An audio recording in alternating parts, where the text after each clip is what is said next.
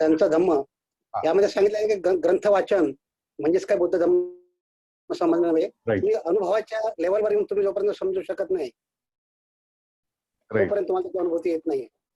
Very good, खूप छान. आणि अजून एक आहेत, बाबासाहेबांनी 3 कसोट्या दिल्या होत्या धम्म सही बुद्ध वचन क्या है समझने के लिए. हाँ, बुद्धा एंड इस धम्मा में ही वो 3 कसोटियां है. तो जिसमें कोई बता सकता है वो 3 कसोटियां क्या है? एनीवन? उसमें से एक महत्वपूर्ण कसौटी आप बताइए.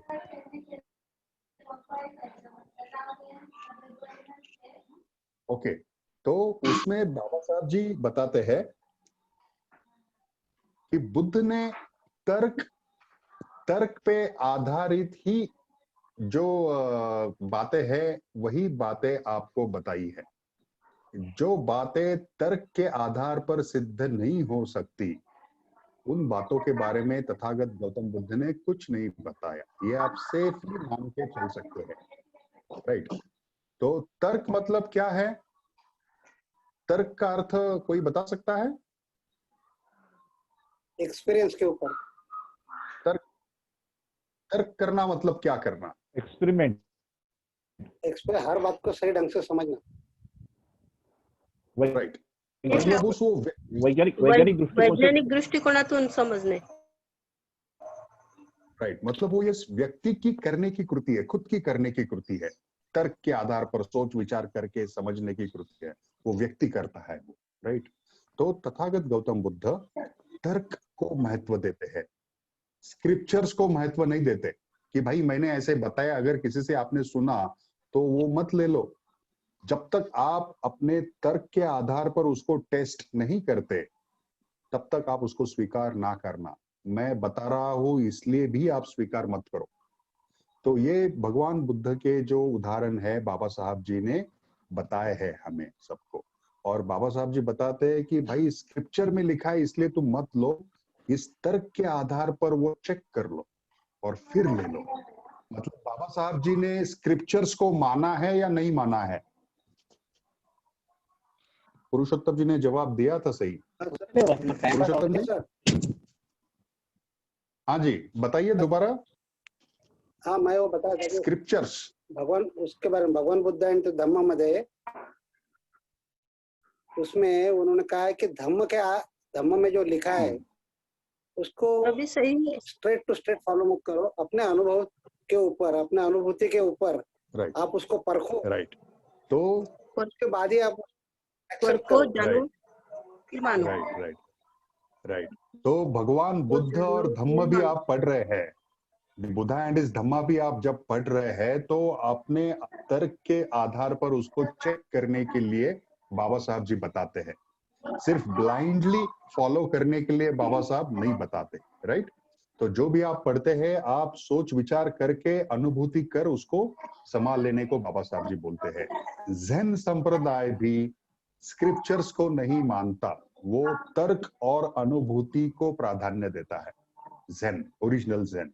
अभी कुछ ज़ेन संप्रदाय होंगे जो थोड़ा से डाइवर्ट हो गए होंगे, लेकिन ओरिजिनल बोधि धर्मा, ये जो उसके बाद की जो लीनिएज मैं आपको बताता हूँ, ये ओरिजिनल इस तरह के ज़ेन संप्रदाय है जो तर्क के आधार पर धम्म को जानने के लिए बताते थे लोगों को.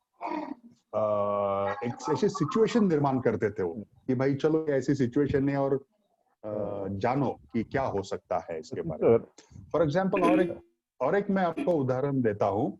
फॉर एग्जाम्पल सचिन सर, हाँ, अगर वो स्क्रिप्चर को नहीं मानते तो उनको ये पूरा भगवान बुद्ध के बारे में जो इंफॉर्मेशन पूरा है वो उनको कहाँ से मिला फिर वो?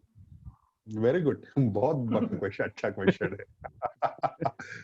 राइट. तो मेरा सवाल यही था. सारे जग में जो है वो त्रिपिटक के हिसाब को गाइड है.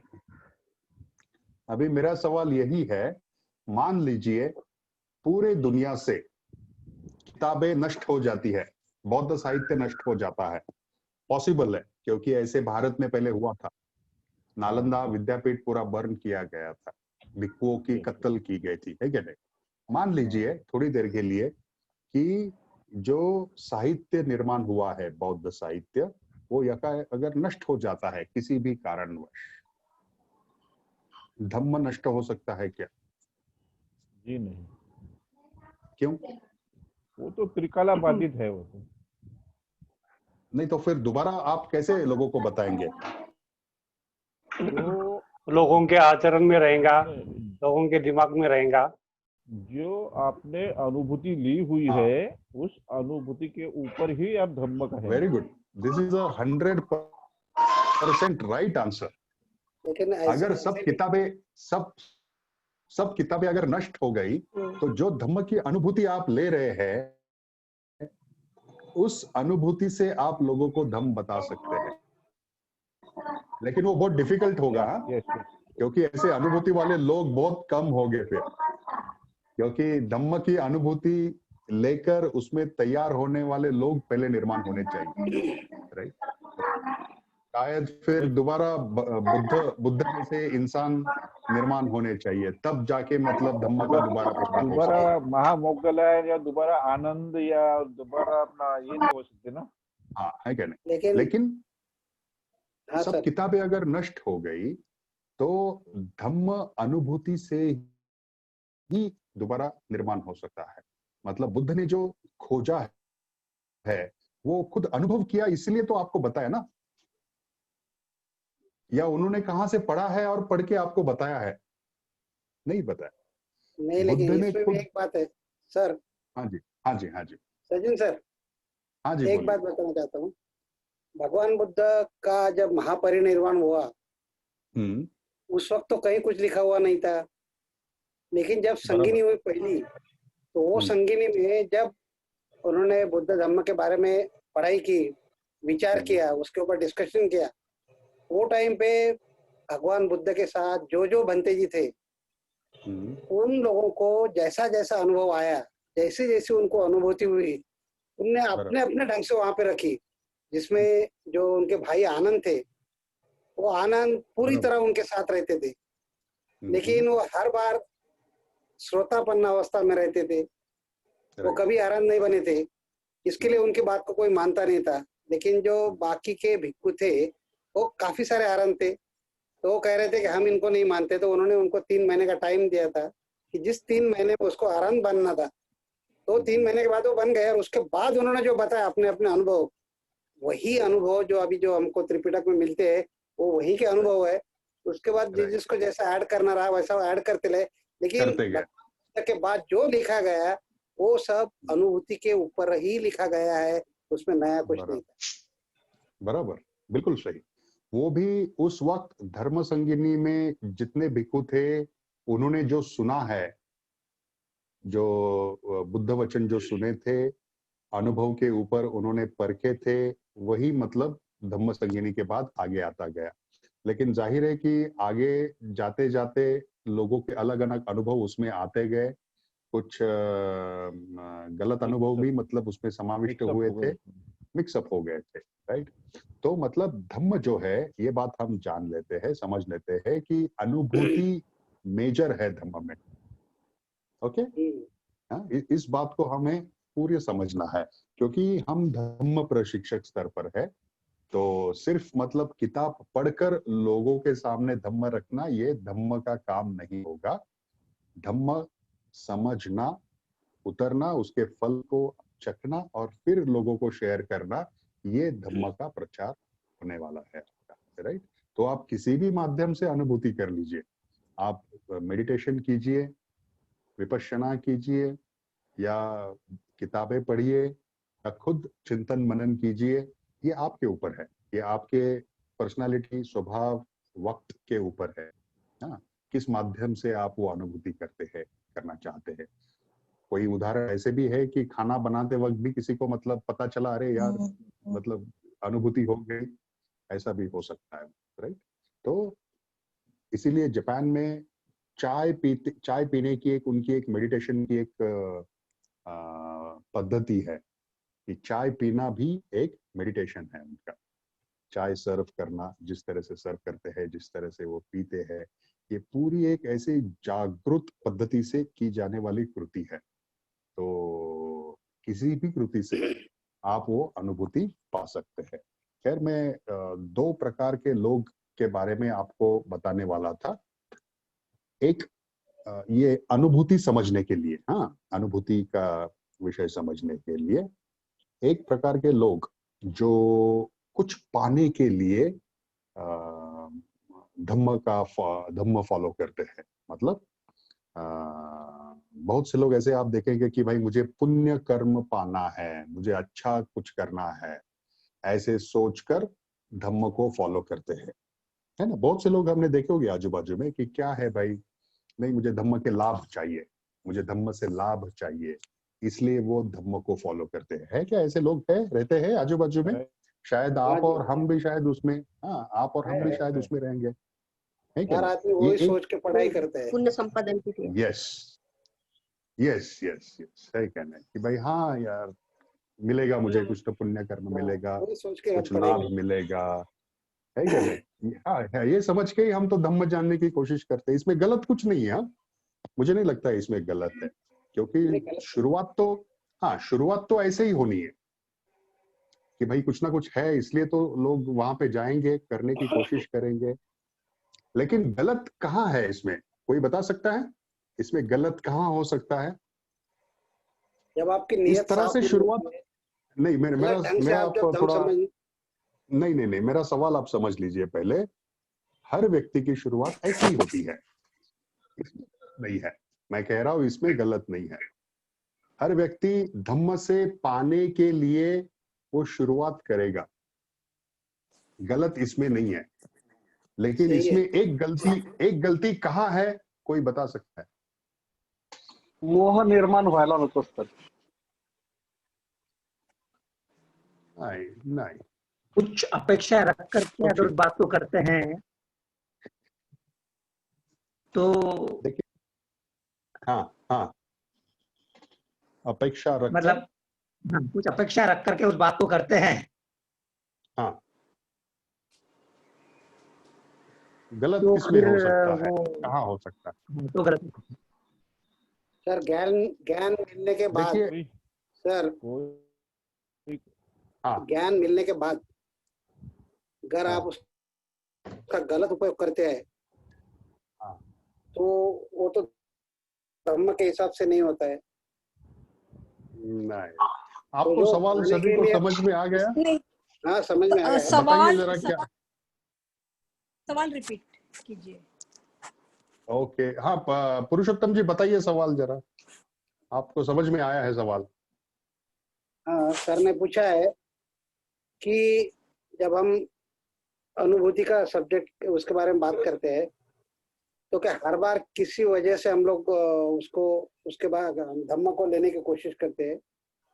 नहीं, या तो शुरू में अगर हम लोग धम्म इसलिए समझने का प्रयत्न करते हैं कि उनको कोई लाभ हो। राइट, फल की अपेक्षा करते हैं।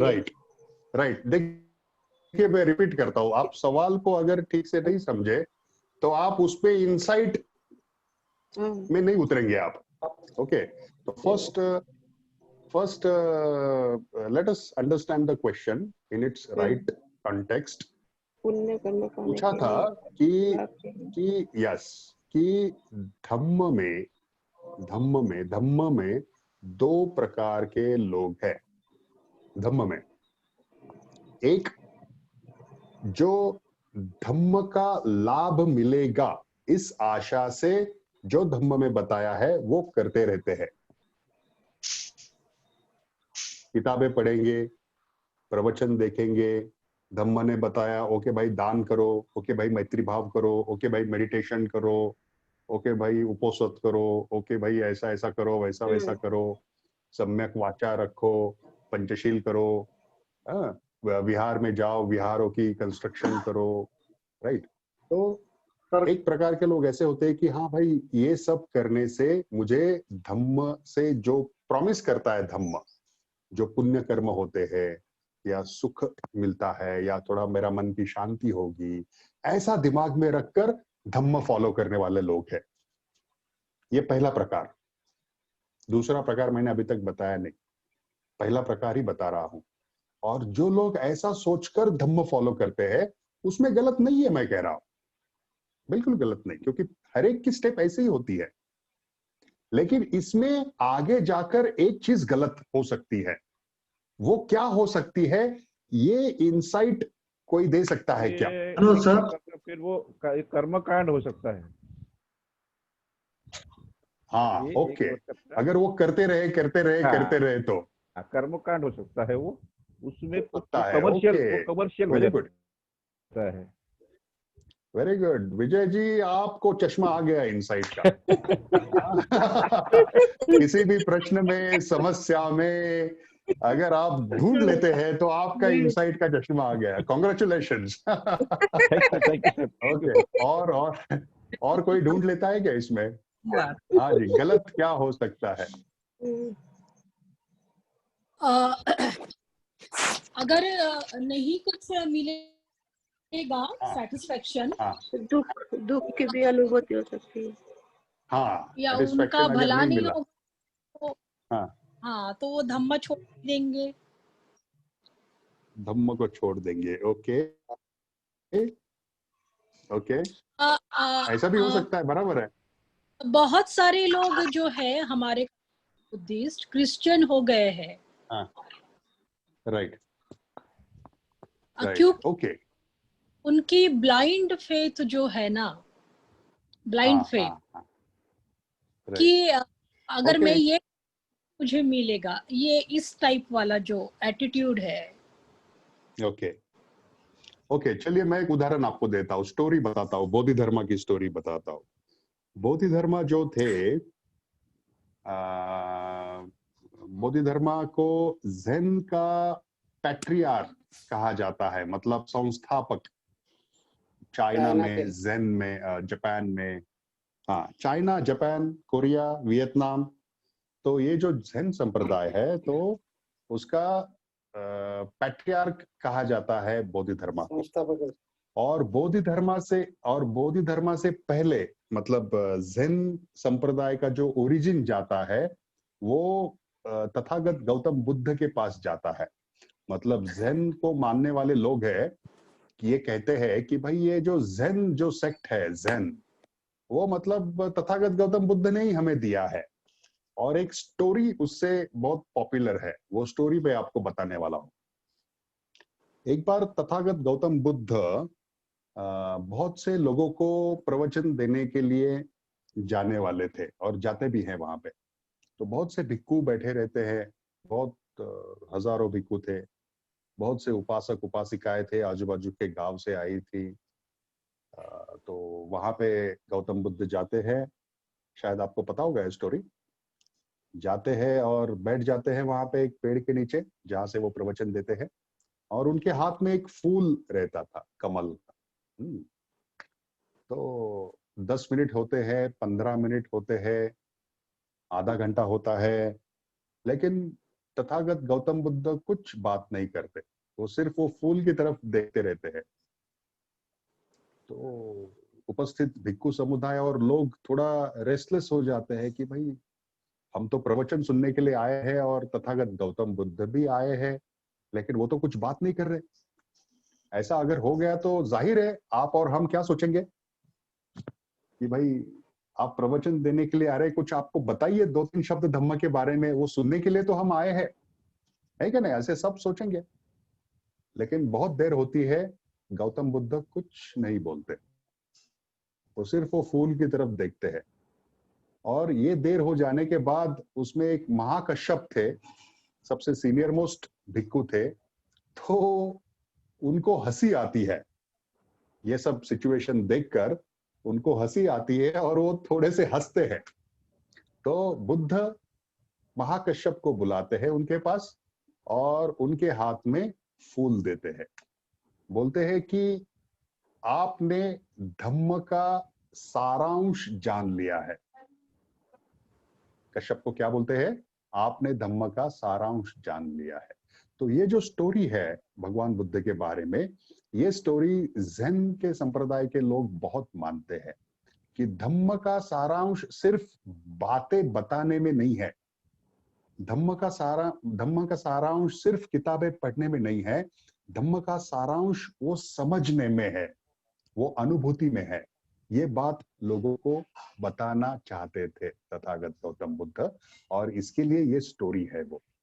तो तथागत गौतम बुद्ध के बाद ये जो बिना बताए जो दृष्टि, बिना बताए जो दृष्टि दी जाती है, इसे ट्रांसमिशन ऑफ लाइट कहते हैं। और मतलब एक व्यक्ति से दूसरे व्यक्ति को वो ज्ञान देना, राइट। तो ये महाकश्यप को फूल दिया, मतलब बुद्ध के बाद महाकश्यप ने जाना कि बिना बताए, बिना बोले जो व्यक्ति समझता है धम्म का सार, राइट, तो वो दृष्टि प्राप्त व्यक्ति है। तो महाकश्यप के बाद फिर बोधि धर्मा तक ये आता है, ये संप्रदाय। और बोधि धर्मा आपको पता होगा कि पल्लव राजा थे उस वक्त, मतलब एक 1400 साल पहले की बात है भारत में आज से। तो पल्लव राजा के वक्त, पल्लव राजा एक राजा का बेटा था, सबसे छोटा, उनका नाम था बोधि धर्मा। तो बोधि धर्मा भी एक प्रिंस था, लेकिन उनको इस जैसे सिद्धार्थ गौतम की तरह उनको भी मतलब ये ऐश्वर्य में कुछ रुचि नहीं थी, तो इसलिए उन्होंने बौद्ध संप्रदाय ज्वाइन किया था। और आपको जानकर ये बहुत ताज्जुब होगा कि उनके जो मास्टर थे, मतलब जिनसे उन्होंने दीक्षा ली थी बोधि धर्मा ने, तो वो एक महिला थी, महिला भिक्खुनी थी, उनका नाम प्रज्ञतारा था, राइट।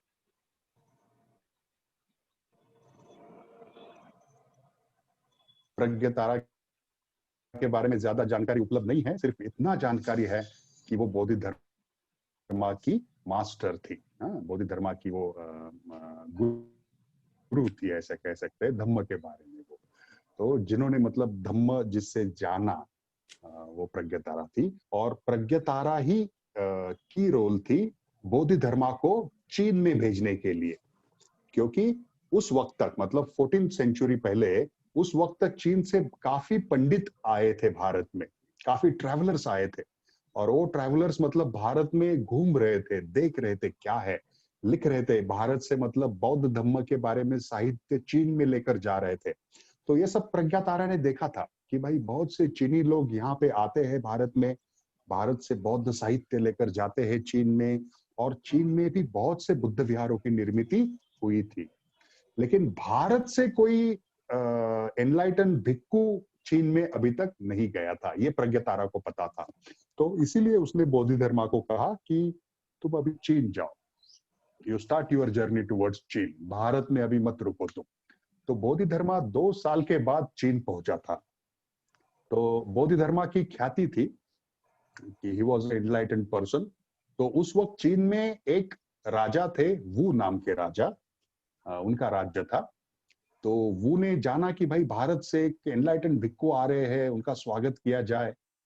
और राजा वू उनका बड़े सम्मान करता है, उनका आदर करता है, बुलाता है उनके राजमहल में, और सब शिष्टाचार हो जाने के बाद उनको बताता है, देखिए बनते, आपसे पहले यहाँ चीन में बहुत से मतलब मोनेस्ट्रीज मैंने मतलब बनाई है, बहुत से लाखों भिक्खुओं का निर्माण किया है। ये भिक्खु लोग जो है वो भारत से लाया हुआ बौद्ध साहित्य ट्रांसलेशन कर रहे हैं हमारे चीनी भाषा में, लोगों को बताने के लिए हम सुत्त पठन करते हैं।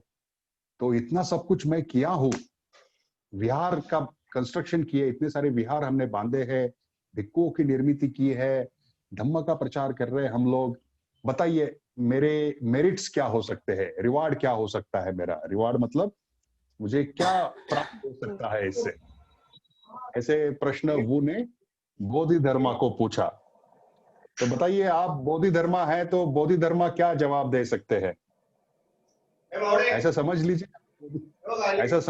आप सब बोधि धर्मा है, और राजा वू ने ऐसा सवाल आपसे पूछा कि मैंने ऐसे ऐसे इतने विहार बांधे हैं, विहारों को डोनेशन दिया है, भिक्खुओं को डोनेशन दिया है, भिक्खुओं की निर्मित की है, बताइए बोधि धर्मा जी मुझे क्या मिल सकता है इससे पुण्य कर्म।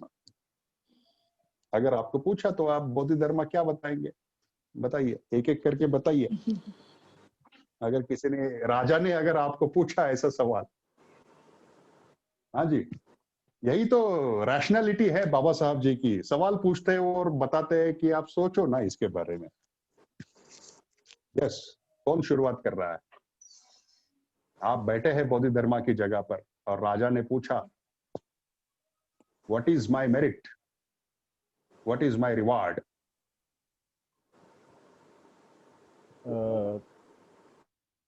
धम्म में, बौद्ध धम्म में, आप राजा को क्या जवाब देंगे? बौद्ध धर्म में जो दान किया होता है बिना किसी फल के, बिना किसी कोई स्वार्थ के जो दान दिया जाता है वो दान सत्पार्थ होता है। वही दान जो है वो सत्पार्थ होता है। आपने जो वो दान किया हुआ है वो दिल में कुछ रख के आपने किया हुआ है। आपने कुछ मिलेगा ये ईर्ष्या रख के, कुछ लाभ मिलेगा ये ईर्ष्या रख के आपने जो दान किया है वो दान दान नहीं है। ओके, तो ऐसा आप कहेंगे उनको? Okay fine. और कोई?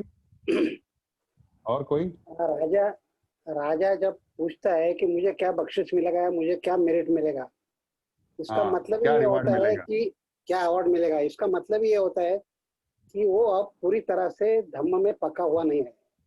जब तक उसको दिव्य दृष्टि या सम्यक दृष्टि नहीं आएगी तब तक वो जो आदमी काम करता है, दान करता है, अगर वो धम्म का पूरी तरह से पालन करता है तो कभी नहीं पूछेगा कि मुझे इससे क्या मिलेगा और मुझे क्या मिलना चाहिए करके। तो इसलिए राजा ने जो सवाल पूछा वो गलत है, लेकिन जो पूछा है उसके हिसाब से तो बोधिधम्मा ने कहना चाहिए कि आप पहले धम्म का ढंग से अभ्यास करो। ओके, अभ्यास करो। अच्छा, सम्यक लेकिन राजा सम्यक तो दृष्टि, राजा तो सम्यक बोला दृष्टि, कि, हाँ राजा तो बोलना बोला नहीं कि है, मैंने, सम्यक दृष्टि आपके पास होती तो आप कोई मेरिट्स नहीं मांग, मेरिट्स के बारे में नहीं पूछते। Right right right. राजा तो बोला हमने बहुत ग्रंथों का ट्रांसलेशन कर रहे हैं, सुत्त पठन कर रहे हैं, मतलब पढ़ाई कर रहे हैं। और हमारे हमारे समाज में भी बहुत से लोग ऐसे हैं जो वो राजा वो की तरह है, करते रहते हैं सब धम्म के काम, है कि नहीं? लेकिन वो अनुभूति कुछ लेते नहीं है ना, कुछ अनुभव नहीं करते उसके बारे में। हाँ, तो दूसरे प्रकार के लोगों का अभी बात करना बाकी है ना। हम सिर्फ पहले प्रकार के लोगों की बात कर रहे हैं, इसलिए मैं उदाहरण दिया आपको। आप समझ पा रहे हैं सर? हाँ जी, बताइए। तो भारत में भी ऐसे लोग हैं राजा वू की तरह, राजा वू की तरह भारत में भी ऐसे लोग हैं जो कर्मकांड की तरह धम्म का पालन करते ही है, सब करते हैं कुछ पाने की ख्वाहिश में। सर मैंने कहा कि भाई गलती नहीं है उसमें, हेलो, लेकिन एक गलती है जो बोधिधर्मा बताने वाला है गलती। हेलो, हाँ जी, आप बोधिधर्मा है, आप बताइए, इनसाइट दीजिए आप। सर कोई भी कार्य, धम्म का कोई भी कार्य करते समय ये नहीं सोचना चाहिए मुझे क्या मिलेगा। जैसी स्थिति है उसी तरह से उसको ध्यान में रख के वो कार्य करना चाहिए, या दुख की हो या सुख की हो, अनित्य भाव से कार्य करना चाहिए। तो बिना कुछ सोचे काम करना चाहिए, गुड़के जी आपका कहना है? अनित्य ऐसा भाव बहुत सर, बहुत बहुत मुश्किल है वो, बिना कुछ सोचे, बिना कुछ दिल में रखे काम करना, है क्या नहीं? नहीं, जो सोचने का नहीं सर, सामने वाली जो कंडीशन है वो दुख की है या सुख की है, हमारा जो धम्म है वो धम्म पालन करना चाहिए। ओके, बिना कुछ मन में रखे, हाँ, ख्वाहिश मन में रख के उसकी अपेक्षा नहीं करनी चाहिए सर, किसी चीज की अपेक्षा नहीं। सुख मिल रहा ऐसा है या हो दुख सकता है? मिल रहा है, ऐसा हो सकता है? ऐसा कोई है? सर ये सर अनित्य भाव जो जागरूक अनाथ करना पिंडक है ये इस हाँ जी, बताइए बोधिधर्मा क्या कहेगा वो को? आप बोधिधर्मा है, बताइए क्या कहेंगे उस राजा को? जल्दी जल्दी बताइए। बड़गे सर कितना टाइम है? कल के जैसा हमें 8 मिनट बाकी। अरे बाप रे, हाँ जल्दी बताइए, 2-3 मिनट में। 8 मिनट बाकी है। हाँ हाँ हाँ, यस सर मैं यस, जल्दी बताइए बोधिधर्मा जी। लेकिन ना इतना तो समझ में आता है जो सर। जो राजा ने जो कुछ किया वो बुरा भी तो नहीं किया ना। नहीं नहीं, अच्छा किया ना, मैं कहाँ कह रहा हूँ, बहुत अच्छा किया था उसने। विहारों का कंस्ट्रक्शन किया, बौद्ध भिक्षुओं की निर्मित की, ट्रांसलेट कर रहे थे वो सब लिटरेचर, हाँ। है कि नहीं? बहुत अच्छा काम। और ये सालों से किया है उसने, ऐसा नहीं है एक दो दिन के लिए किया, वो कितने सालों से करता आ रहा है। और फिर बाद में अगर बोधि धर्म आ गया तो पूछा, देखो भाई मैंने ये सब किया है, hello sir, hello sir, hello sir, hello हाँ सर। जी, आहिरे साहब बोलो। हाँ, हम राजा को बताएंगे, पहले आप बुद्ध धम्म का अनुसरण कीजिए और उसकी अनुभूति लीजिए, खुद अनुभूति लीजिए, बाद में आपको धम्म समझ में आएगा। ये सब बाहरी चीजें करने से आपको धम्म पूरा समझ में नहीं आएगा। हाँ, तो मतलब ये सब बाहरी चीजें है, ऐसा आप उसको बताएंगे, राइट? या हाँ, बाहरी है, इससे कुछ नहीं मिलेगा भौतिक आपको, ऐसा बताएंगे। चीजें खुद आप अनुसरण करेंगे या अनुभूति नहीं लेंगे, तब तक धम्म क्या है आपको समझ में नहीं वो आएगा। धर्म के लिए ही कर रहे हैं सब ये। ओके, हाँ, वो बोलेगा सर मैं तो मैं बोधि धर्म के धर्मा लिए ही जी कर रहा धम्म हूँ के लिए ही सब। कर रहा था ये। धम्म के हाँ, लिए करना, ये भौतिक बाहरी धर्म को वो बढ़ावा देने के लिए ही वो सब कर रहा हूँ मैं ये। नहीं खुद के मुझे क्या मिलेगा? खुद हाँ नहीं, वो अभिलाषा रखता है ना, वो कुछ मिलेगा ऐसा। हाँ, वो उसका कुछ ओके फायदा नहीं। ओके ओके, ठीक है, बस मैंने दिया, ओके। मेरे और कोई? को वो दे दो, कर्मकांड हो गया वो। ओके, मैं राजा बोधि धर्मा के कर्मकांड बारे के में हिसाब से बताता हूँ अभी। बातें कर रहा सर है। बोधि धर्मा बोलेंगे कि आपको कुछ नहीं मिलेगा क्योंकि आप अभी अहंकार है। अहंकार बस आप अपना ये बनाया वो बनाया इसे बखान कर रहे। राइट आप अहंकार को नष्ट नहीं करेंगे तब तक आपको कुछ प्राप्त नहीं होगा। राइट राइट, आपने बहुत सही बताया, लेकिन राजा वो अहंकार से नहीं बोला था बोधि धर्मा जी को, बहुत विनम्रता से बताया था उन्होंने ऐसा क्या? कि देखिए मैंने इतना सब, हाँ, बहुत इतना किया मैंने धम्म के लिए, बहुत अच्छा लगा मुझे धम्म का, बताइए मेरे रिवार्ड्स क्या क्या है, क्या मिलेगा मुझे, ऐसे विनम्रता से पूछा था। ठीक है, बोधि धर्मा को मैं बताता हूँ, बोधि धर्मा के बारे में। हेलो बोधि, हेलो, हाँ जी, हाँ हाँ, तुषार जी बोलिए। मुझे ऐसा लगता है हाँ कि राजा को हाँ बोधि से उनको ऐसा लगता है कि उनसे और ज्ञान प्राप्त होना चाहिए, क्योंकि उनको पता होता है कि ये ज्ञानी पुरुष है, इसलिए उनका वो सम्मान करते हैं। राइट, इसलिए उनके आगे वो झुकते हैं और उनको कहते हैं कि आपके पास जो भी ज्ञान है उसका मुझे लाभ हो जाए। और ओके ओके, ऐसा ठीक है, उनका मैं कहना है। बताता हूँ। वैसा ये नहीं कहना, मैं क्या बताता हूँ। अपेक्षा रखते हैं वो। हमारी शुरुआत हुई थी, दो प्रकार के लोग हैं धम्म में। पहले प्रकार के लोग कुछ पाने की ख्वाहिश रखकर धम्म का आचरण करने वाले लोग, बहुत से लोग दिखाई देते हैं आजू बाजू में। हम भी, हर व्यक्ति की शुरुआत वैसी ही होती है, गलत उसमें कुछ नहीं है, लेकिन उसमें एक गलती है जो हम जानने की कोशिश कर रहे हैं। और ये टॉपिक अनुभूति से संबंधित है, इसलिए मैं उदाहरण आपको बताया हूँ। चलिए मैं बोधि धर्मा के बारे में बताता हूँ। बोधि धर्मा दिखने में बहुत ही साउथ इंडियन थे, तो मतलब उनका कलर कैसा होगा? काला काला, ब्लैक हमारे जैसा ही। ब्लैक। हाँ एंड हाँ, तो और ऐसे बताते हैं कि उनकी आंखें बहुत ऐसी बड़ी बड़ी थी, बहुत बड़ी बड़ी आंखें, राइट। उनका चेहरा काफी डरावना था, डरावना दिखता था, और हाथ में वो हमेशा एक काठी, हाँ, लकड़ी काठी लेकर जाते थे, राइट। तो ऐसे बोधि धर्म का आउटलुक था। कोई अगर उसको देखे तो बोले तो वो डाकू रहेगा कोई, तो ये है क्या नहीं, ये कहाँ से एनलाइटन रहेंगे वो, ऐसा मतलब बताते हैं लोग। उनकी चित्र भी अगर उनके देखेंगे तो वैसे ही वो डरावने चित्र रहते हैं। ओके, तो बोधि धर्मा को ऐसे सवाल पूछा, बोधि धर्मा ने वो राजा की तरफ देखा, आंखें बड़ी बड़ी करके, बड़ी आंखें थी और बड़ी आंखें कर दी उन्होंने, और बोला राजा तू तो नरक में जाएगा।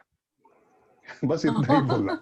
हाँ राजा, तू इतना सब कुछ किया ना, तो रिवार्ड क्या है तुम्हारा ना, तू नरक में जाने वाला है, और वो भी सादा सादा नरक नहीं, वो 7वां नरक पे जाने वाला है। तो राजा बोला, अरे हमने तो यार एनलाइटन पर्सन से जवाब मांगा था, एनलाइटन पर्सन की तरह है कि नहीं। हाँ, मैंने इतना बताया उनको कि मैंने इतना सारा किया धम्म के लिए, और ये बोल रहे कि मेरे कुछ रिवार्ड ही नहीं है, मैं सीधा नरक में जाऊंगा। तो इससे राजा तो काफी परेशान हो गया। वो बोला, ऐसे कैसे? तो बोधि धर्म बताता है कि वो जो तुम इच्छा रखते हो मन में, कुछ करने के बाद मुझे ये मिलेगा, वो इच्छा ही तृष्णा को जन्म देती रहती है। धम्म के मार्ग पर जब आप जाते हैं, चलने लगते हैं, तो अगर आपने धम्म को समझा, तो आपसे जो कृति हो रही है वो कुछ पाने के लिए वो कृति नहीं होनी चाहिए। वो कृति करते करते ही आपको वो समझ में आना चाहिए, वो अनुभूति आनी चाहिए, अरे ये ऐसा है, और फिर वो अनुभूति से अपने आप वो कृति होनी चाहिए। ये बोधि धर्म का कहना था। शुरुआत तो तुम करते हो कुछ पाने के लिए, लेकिन जब धम्म समझने लगते हो, तब एक स्टेप के बाद वो कृति खुद ब खुद आपसे होनी चाहिए, बिना कुछ पाने की इच्छा से। जैसे मैं फूल का उदाहरण हमेशा देता हूं, फूल कुछ इच्छा रखकर सुगंध नहीं देता, वो उसके नेचर में ही है सुगंध देना। हर चीज का एक गुणधर्म है, वो कुछ इच्छा रखकर नहीं वो करता, वो उसका गुणधर्म है। वो धम्म भी ठीक उसी तरह है, कुछ पाने की वजह से, कुछ करने की इच्छा रखकर वो कृति करना, उससे आपको लाभ नहीं मिलने वाले। लेकिन वो कृति स्फूर्ति से, स्वयं फूर्ति से अगर आप हो रही है, तो फायदा आपको है। लेकिन स्वयं फूर्ति से कृति कब हो सकती है? क्विक जवाब, स्वयं स्फूर्ति से कृति कब हो? अनुभूति से। जब तक आप अनुभूति नहीं लेते, तब तक आप स्वयं फूर्ति से नहीं करेंगे, तब तक आप फॉलो ही करते रहेंगे। तो मतलब दो प्रकार के लोग, पहले प्रकार के सामने उद्दिष्ट रखकर धम्म फॉलो करने वाले, और दूसरे प्रकार के लोग अनुभूति लेकर स्वयं स्फूर्ति से काम करने वाले। स्वयं स्फूर्ति, ये दो प्रकार के हैं। तो हमें शुरुआत तो पहले प्रकार से करनी है, लेकिन जल्द से जल्द हमें दूसरे प्रकार में जाना है। अगर हम नहीं गए दूसरे प्रकार में, तो विजय जी ने जैसे बताया, वो कर्मकांड होता रहेगा। बहुत से लोगों ने 1-1, 5-5, 6-6 साल विपश्यना की है, लेकिन अभी तक उनके स्वभाव में बदलाव नहीं आता। बदलाव नहीं है, वो कर्मकांड हो जाता है क्या नहीं? बहुत से लोग धम्म के लिए बहुत कुछ करते आ रहे हैं, लेकिन फिर भी उनको उनके फायदा नहीं, उनके स्वभाव का वो फायदा नहीं हुआ है, क्योंकि वो कर्मकांड की तरह करते आ रहे हैं। तो धम्म में अनुभूति बहुत महत्वपूर्ण है। और मैं क्विकली कल के, आज टॉपिक को खत्म करता हूं मैं अनुभूति के, लेकिन कल के सवाल का जवाब क्विकली मैं देना चाहता हूं कि बुद्ध को शरण व्यक्ति जाता है, ये कब जाता है? जब बुद्ध के बारे में वो जानता है, तब जाता है वो शरण, पहले शरण नहीं जाता। शरण जाना इसका मतलब आश्रय लेना। और कोई भी व्यक्ति अपने आदर्श में आश्रय कब लेता है? जब उस आदर्श के बारे में उसको पता